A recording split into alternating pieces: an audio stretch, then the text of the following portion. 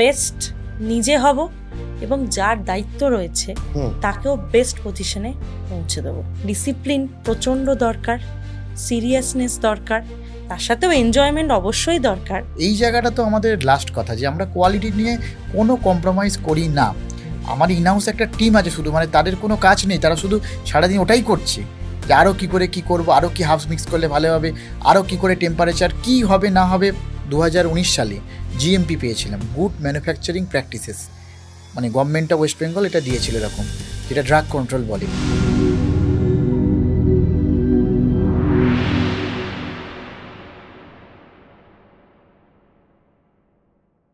আচ্ছা, আপনাদের এই যে ফিল্ড রয়েছে, যে কোনো ফিল্ডে কম্পিটিটর তো একটা খুব গুরুত্বপূর্ণ অংশ।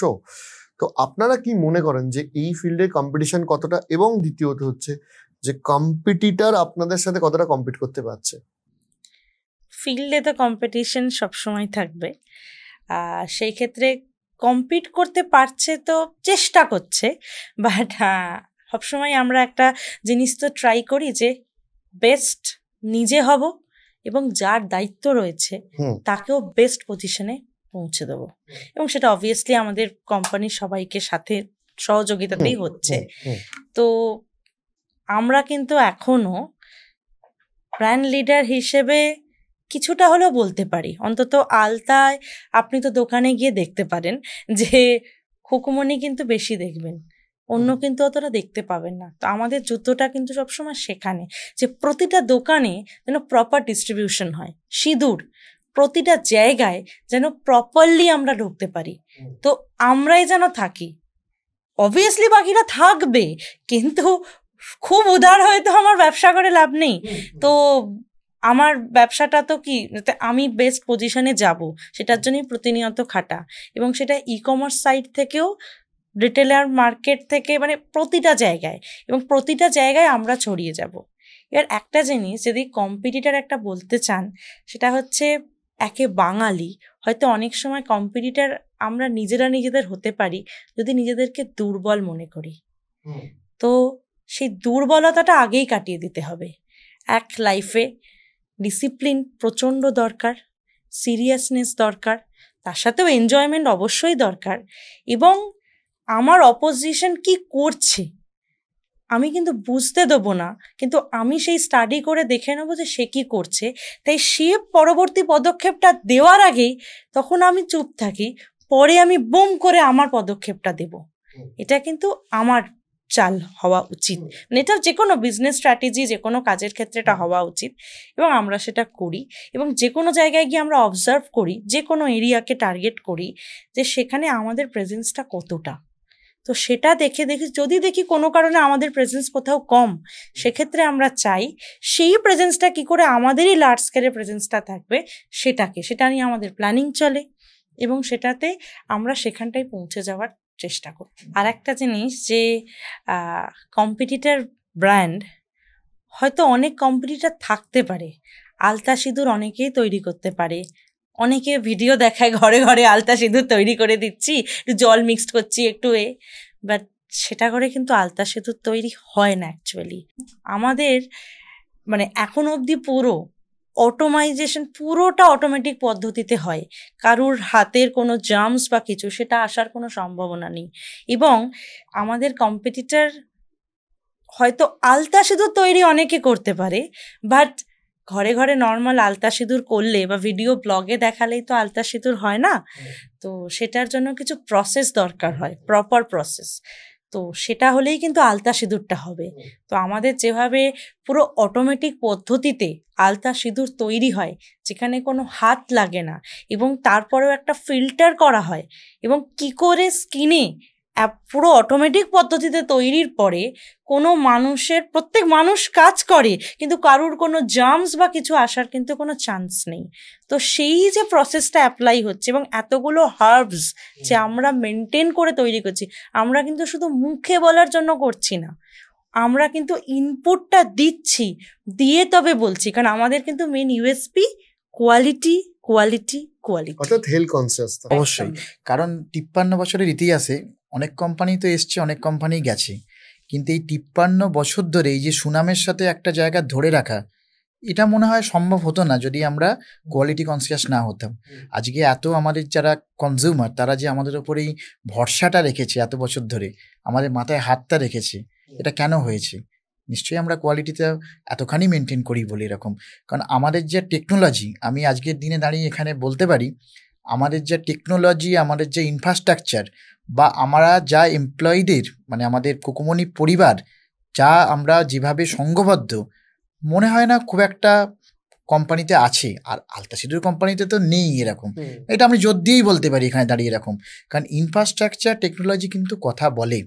আজকের দিনে দাঁড়িয়ে 2025 সালে আমরা যদি দেখি, কোথাও গিয়ে কিন্তু দরকার পড়ে ইনফ্রাস্ট্রাকচারের, যে আমি কত ভালোভাবে, আমি কত স্কিন ফ্রেন্ডলি মেটেরিয়াল তৈরি করছি, আমি কত ভালো করে, কত পিউরিফাইডভাবে জিনিসটা আমরা কনজিউমারের হাতে তুলে দিচ্ছি, এই প্রসেসটা।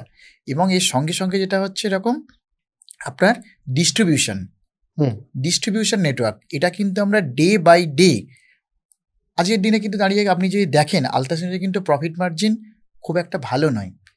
তাও আমরা সত্যি তাও আমরা, অনেকেই মনে করে ও কি আছে, জল আছে, জলের সঙ্গে তো রং গুলে দিলে হয়ে যায়, কিন্তু এখানে 5 থেকে 6টা কেমিক্যাল কম্পোনেন্ট লাগে। তারপর বিভিন্ন রকম জলকে, এই যে জলটা বিভিন্ন টেম্পারেচারে আমাকে বয়েল করতে হয়, এরম নয় যে একটা রকমের জল করে দিলাম।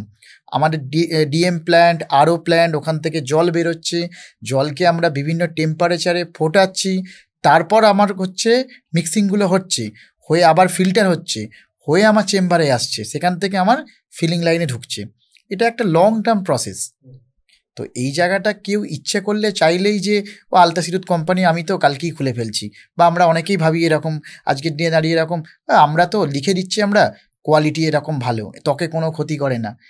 আমরা এখনো পর্যন্ত লেখার জন্য লেখা বা মানুষকে বলার জন্য বলি না।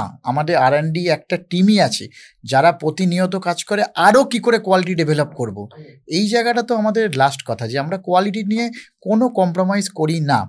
আমার ইনহাউস একটা টিম আছে শুধু, মানে তাদের কোনো কাজ নেই, তারা শুধু সারাদিন ওটাই করছে, যে আরও কি করে কি করব, আরও কি হাফ মিক্স করলে ভালো হবে, আরও কি করে টেম্পারেচার কি হবে না হবে, ডেভেলপমেন্টটা পুরোটাই তারা করছে এরকম।